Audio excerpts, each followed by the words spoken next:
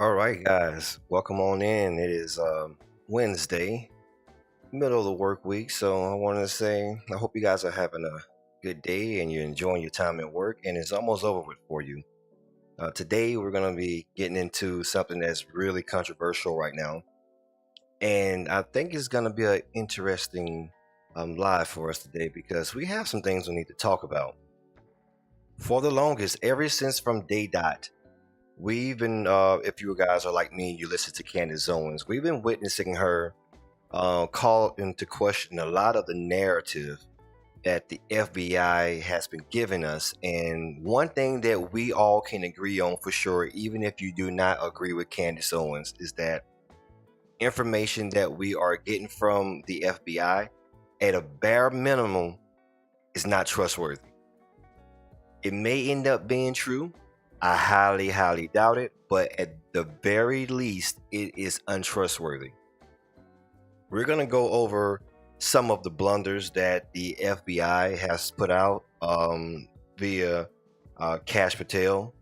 And I don't even want to get on Cash Patel right now because I can keep going for days and days about Cash Patel and his embarrassment that he's bestowed upon us, the people that was rooting for him to get in office and actually do something. So I titled this live Candace Owens, FBI Director. I feel like right now she's one of the only people that's actually doing journalism in the way that it should be done. She's not the only one. You have people like Tucker Carlson and Joe Rogan and all those guys that just use common sense to say that okay, something isn't right.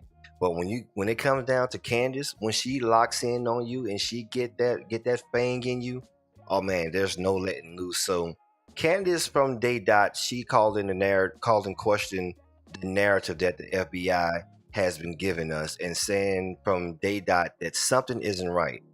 And the question that I really have for you guys is that if you are a member of the FBI, first let's talk about what the qualifications of our FBI director, Cash Patel. Okay, Cash Patel, his qualifications is that he has a BA in history and criminal justice from the University of Richmond. He has whatever JD is from Pace University School of Law, so I'm guessing that's where he got his law degree or his law certification. Okay, no, certificate in international law from the University of College London. He was a former public defendant.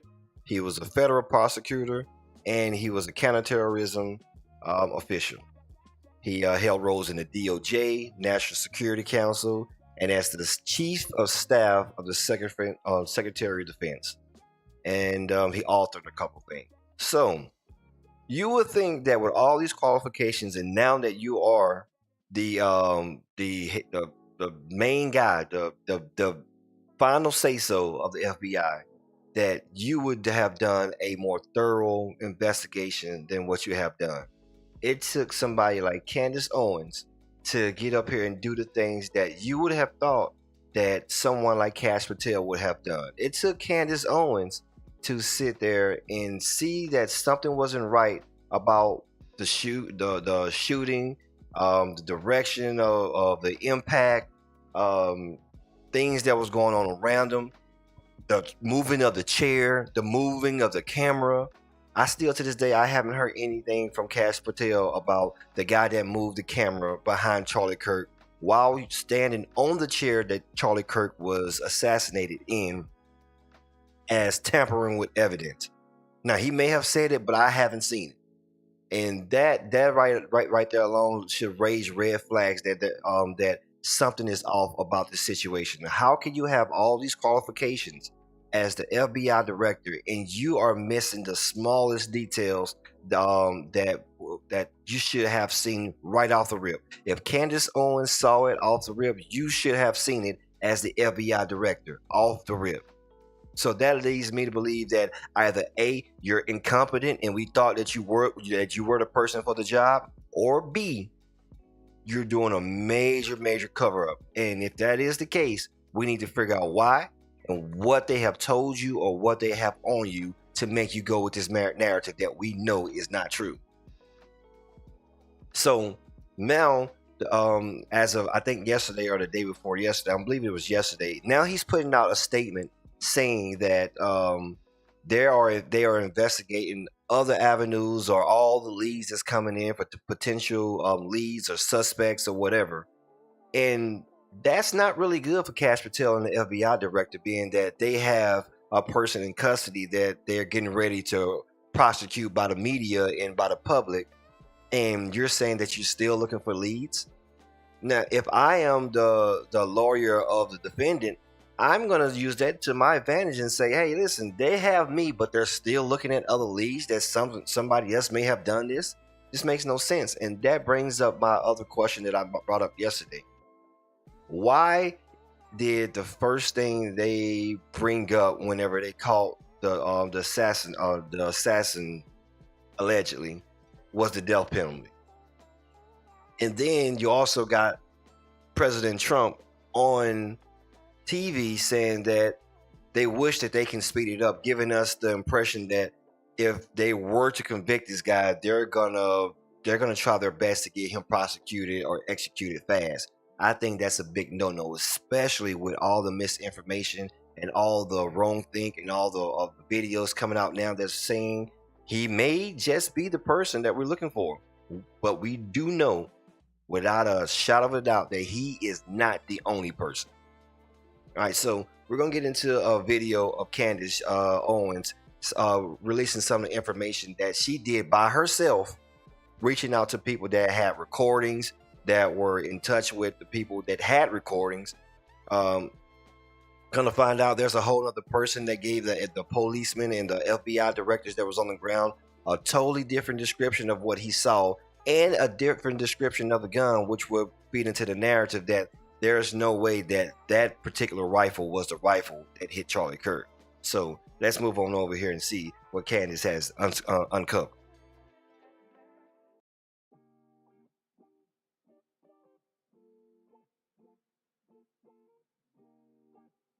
I had a conversation with that individual after all this running around, hence the reason these episodes take so long to put together, because you're calling people, you're waiting for responses, and what he said to me completely betrays the narrative of what the FBI has put out. Why ain't I I'm surprised? working to quadruple confirm exactly who this individual is, but he was a very much, and maybe this is a poor way of saying it, a straight shooter.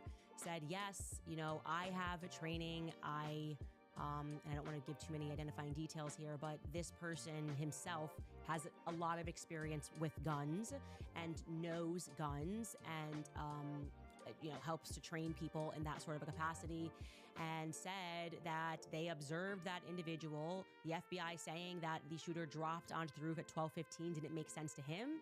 He said earliest it was 12:22 that the individual ran across, set up, took the shot, and I said, well, you must have been there, because he then sends me I wanted to see all of the metadata of when he took that footage, and the metadata begins at 12:22 and goes into 12:23, the very minute that Charlie gets shot. And he says, yeah, I saw the shot. I had just stopped recording about 20 seconds before the shot rang out. And he said that he told them a description of what the shooter looked like, and it was not the description that the entire world received less than 24 hours later of this person, Tyler Robinson, wearing jeans. I said, was he wearing jeans? He said, no. Actually, this person was dressed in tactical gear, and he was wearing a face mask. And he said, according to him, like I said, he has a lot of experience with guns, that this person looked to him like a foreign agent. I don't know if he's wearing all black, how he got that, but he said he was very certain that this person was skilled, knew exactly what he was doing, and was highly trained, like a highly trained assassin, so to speak. Okay. So that begs to the question: why haven't we heard any of this from our FBI director, Cash Patel, or the governor of Utah? Why? Why haven't we heard this? I'm gonna tell you why we haven't heard this, because they put out so much wrong information in the beginning that is either A, they know that they've been caught in the lie, or B, they put out information way too fast and it's gonna be a major blunder Firstly on Cash Patel, and secondly on the administration of Trump, because of he was one of the first people to say that, yeah, we got him as well on TV. And don't get me wrong, I'm not, I know how I feel about Trump. I do love me some Trump. But at the same time, I do not blindly follow anybody's word just because they said it. So yeah, why haven't we heard this from the FBI director? We had to. Candace is a mom at home, reaching out to sources like a true journalist. She's receiving emails. She's putting together timelines. Why does it take somebody like Candace Owens, from the comfort of her home, to give us real solid evidence and information about what actually happened with the shooter? Something isn't right with Cash Patel and the FBI. And I'm sorry to say that, yes, we may have picked somebody that was weaker than what we thought he was. And don't get me wrong, when we chose Cash Patel, we looked at the morals of Cash Patel and what he was presenting to us. And if we were to have that same information, put it like this: if Cash Patel was actually the person that he said he was going to be when he got into the FBI in the role of the FBI director, we would be 100% sold on Cash Patel. I'm under the impression that he got in there and he either he capitulated really quick, he was offered something, or he saw something that really, really shook him to the core, and he just said, you know what, I'm gonna get on board with these guys because I don't want these issues. So Cash Patel, you get on there with Dan Bongino and y'all tell us what the actual information is about why y'all switched up so fast. Because we know something isn't right. He then says something else. As soon as George Zinn got arrested and that started circulating, he ran to someone on campus and said, "This is the wrong person. I observed this person with my eyes. You have the complete wrong description. The person you're looking for is wearing tactical gear and is obviously young because I watched him sprint back after taking the shot. I saw this with my own two eyes." And for whatever reason, that never made its way out that we can see of a description of a person wearing tactical gear. We're kind of left with this idea that he was wearing the now infamous veterans shirt with the American flag on it and some jeans. So he also said something that we had not heard, which is that he knows guns, and the gun that the FBI found was not the gun that he saw. That the gun that he saw was smaller. And I'm going to read you directly a text message that he sent me, again, protecting his identity. He said, "Watching the video of the impact, hearing the sharp crack instead of a big hunting rifle's boom, and seeing what looked like a shorter rifle platform, albeit with the absence of the shape of a standard 30-round magazine, the assassin may have used a 10 or 20-round magazine, only expecting to shoot once or twice. I would guess that he was shot with a Hornady V Max or similar lightweight 223 bullet designed for very rapid expansion. Of course, I don't have access to any autopsy reports like you might, but if they found small shards of copper rather than one large copper-coated lead slug, that's the gun and bullet I would expect was used." All right, I so wanted to share that because let's speak about that alone, right? This is why you can I'm not trusting Cash Patel or anybody in the FBI right now about the narrative of what happened with the alleged assassin of Charlie Kirk. They want us to believe that this guy firstly was walking around with this huge rifle in his pants, going up steps, took it out, set it up, and got into position to take a shot at Charlie. He took the shot at Charlie. He broke down this gun within 6 to 15 seconds, put it in his bag when it jumped off the back of a roof, ran away from the campus, reassembled this big rifle, wrapped it up in a towel, and set it down. First of all, if you're trying to get rid of the gun and the whole point is to conceal it, why would you put it back together? If it's already broken down, you have a better chance of concealing it. So why would you do that? Doesn't make any sense. Secondly, if you are the FBI director, the first thing that you should have brought up was the fact that how did he break this gun down so fast and got out of Dodge? you should know that that is physically impossible.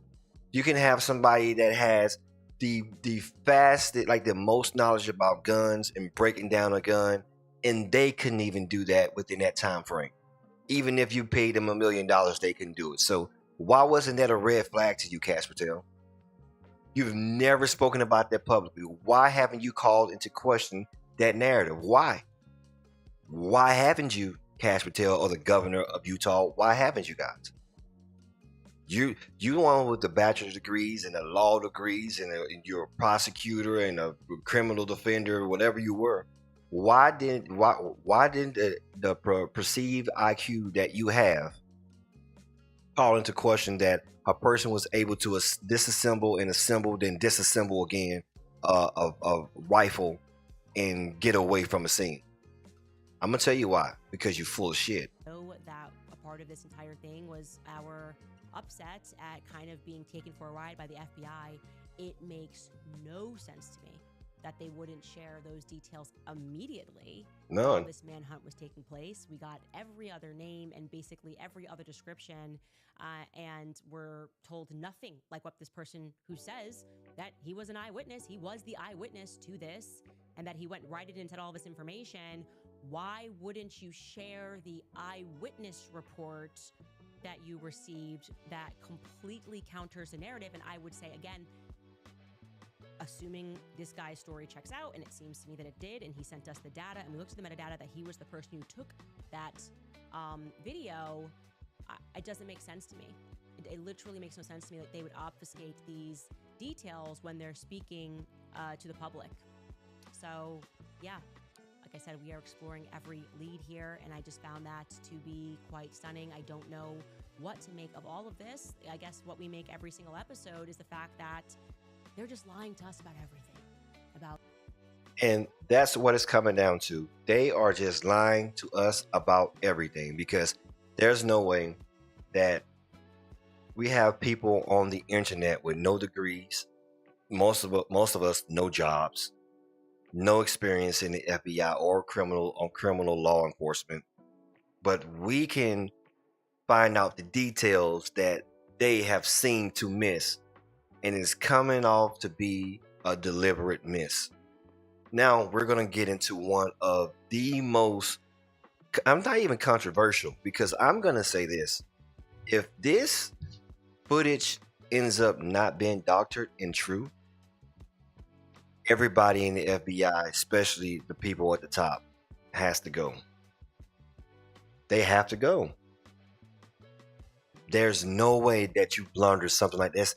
From every account of what I've seen, this guy, he attached his name to this video footage. He doesn't seem to be. It actually seems like that he knows that it's gonna cause some grief and some hard times from him from putting this video out. He didn't do it anonymously at all. From what we're about to see on his video, if it is true and everything is pointing to it being true, we have to get somebody else in there to talk to our would-be assassin that they call. I'm trying not to say his name because I don't want to give his name any power. If it just in case he end up being the person. One thing for sure, I do think that he is intertwined with what actually happened, but I'm on the belief, in my opinion, that he is not the person that pulled the trigger. That's just my belief. And if this video is not AI and it is not doctored in any way, if this angle is true, which everything is leading me to believe it is true, Cash Patel has to go, and the governor has to go.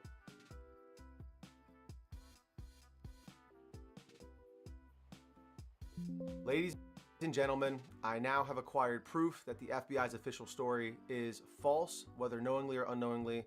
We're going to have an entire monologue and talk about a lot of these things after I show you this, but if you take nothing else away from this video, you need to see this. And in that video you can see the same, what appears to be the bullet coming down, and it does line up with the actual gunshot itself. So you're not counting gang violence. Great. So this video was created by a friend of mine who is a Marine. You'll see him here at the end. This is the angle he is showing the shot coming from, showing where Charlie was sitting and the angle of the shot. which will correspond with this video here, which unfortunately we will blur out Charlie's face, but we will show what is necessary to prove that this was an entry and exit wound. So you'll see him circle the highlighted area right there, and you'll see the exit wound corresponding after as it would from an entry and exit wound. So in this footage, you can clearly see that Charlie is shot from his back right, and there's blood splatter. Guys, out. can you? Sorry, I'm not really sure. I'm not really up to par with the YouTube's policies. I assume that if this guy was able to put this on YouTube, I can show it on YouTube.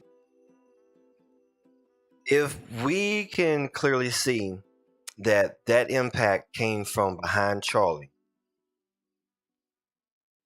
the FBI director Cash Patel has to go, and everybody under his rule has to go.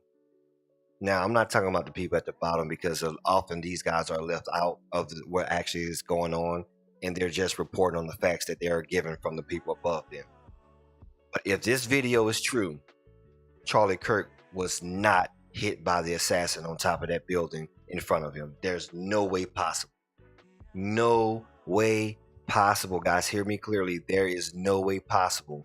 If this video is true and undoctored, which by all accounts it seems to be very true, and that would actually corroborate the fact that Candace got in contact with the person that took that camera down behind Charlie Kirk, and he was reluctant to give her the actual footage for whatever reason, but he actually let her see it on FaceTime, and she said that what worried her was the fact that there was no blood splatter. There was no blood from that angle of him getting shot from the back.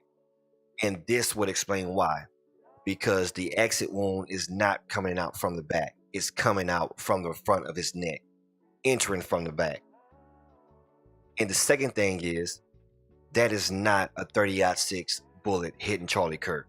If that was a 30-06 bullet hitting Charlie Kirk and from the back of his head, going through his neck, severing his spine out of his neck, Charlie's neck would have been in pieces.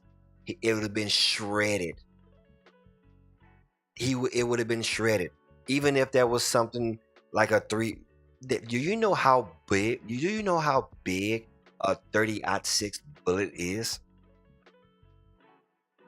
Impossible that was a 30-06. And that will also corroborate the fact that when Candace was just saying that the person that saw the would-be shooter allegedly described the gun to be much smaller and shooting a round that from his knowledge would be much smaller.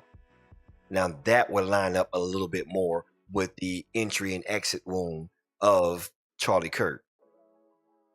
One thing for sure, that was not a 30-06. And the sound experts would tell you that as well. We can go back and watch the video and hear the sound. You actually, this is what we can do. FBI directors or anybody else on the internet that's good with recreating things, go to now you probably couldn't go to that area because you would 100% get arrested if you did that. Never mind, you can't do that. But let's see if we can recreate a shot from a 30-06 and something smaller, and see if we can compare the sounds from that video to a 30-06 and see if it matches. I guarantee the acoustics will not match. I guarantee it. The entry wound immediately after a shot. The first arc is kind of down, as if it's just gushing out from the entry wound. And then the second shot corresponds with when his head kind of snaps forward. That fluid then flips up in relation to that motion, so you can see there's that second splatter flipping up into the air. This is something that I hadn't seen to this date. I saw this for the first time late in the evening yesterday, and I decided that this needed to be put out immediately because no one that I know of is talking about this. So big shout out to my friend who actually found this and created this video. You'll see him here in just a moment, but let's just one more time look at this shot. You see bullet comes in that circled area. You have the blood splatter go down, then up, and then immediately after, you see the exit right here. TikTok probably is not going to like this. Pierced, and then the exit wound emerges. And again, that is not a far distance for a bullet to travel, whatever the caliber is, whether it be 5.56, 308, 30-06. It's not even a debate at this point. It doesn't matter what caliber killed him. What matters is that the official narrative is not true. Again, whether the FBI knows or not that they're lying, but this is 100% conclusive evidence that Charlie Kirk was shot in the back of the head, and it exited through the front of his throat. All of the evidence points to Charlie being shot from his back right. Now, including this little blood splatter that we can see here against the white backdrop, the extreme hemorrhaging from the front of his neck, which again corresponds with an exit wound, the extreme loss of blood. No matter what the caliber is, that distance, that amount of meat is not enough for most bullets to expand. I mean, 99.9% of bullets will not expand in that short distance. Most of them require 12 to 14 to 16 inches even sometimes of tissue to expand properly. Also, Charlie tensing up correlates and proves that he was hit in his spine. It's a spinal injury. Any of the game that I've shot in the neck or in the high vitals where you impact the spine, the game usually drops right in its tracks because you sever the spinal cord. This is again exactly what we see with Charlie. He tenses up. His head movement also correlates with being shot in the back of the head. His head snaps forward, and then he tenses up, and you see him fade away, drop the mic, and was absolutely traumatizing video footage. And I'm sorry to. All right, guys. I'm probably going to be one of the only people to actually show the footage on their channel. Besides, obviously, this is the guy who did it. I mean, who put it out, because I'm not monetized just yet. So if they give me some strikes, it really doesn't matter, because I'm pretty much at the beginning. But we have some questions for our leaders at the FBI that promised us that they would come in there and do a better job for us. We know that you are lying to us. Now we got to figure out why. And if any indications point to that you knowingly lied to us, we're going to try our best. We're going to do whatever we can to get you out of that position. We don't care about you being on the far right, a mouthpiece for the Republicans. We don't care about you being a conservative. If you get into a position of power and you mislead the people and you are lying to us, whether on the right or the left, you have to go. And that is one of the fundamental differences between people on the right and the left. Conservatives, we don't care about you as the person being able to do whatever you want to do. We don't condone that. We condone good people with good behavior. You can be a hero to us for forever, but whenever we realize that you are a demon and that you're not doing things that's going to be conducive to first America and the people in America, or just people in general, we cannot get behind you. So I have the question again: why has the FBI director Kash Patel why hasn't he dug into this as deep as Candace, or even a little bit, just a little bit? Don't even have to go as deep as Candace is going. Why did he not see all of this stuff in the beginning? He is the person with all the credentials. Why? Cash, you have some questioning to do. And I'm going to propose my last proposition. Whenever we find out you're lying, if you are knowingly lying, Cash, we're getting you out of there. And we want Candace. Candace Intelligence Agency is underway. And she's going to find out who are all the bad players that's behind Charlie Kirk assassination. So, until the next time, guys, I'll be back on a little bit later.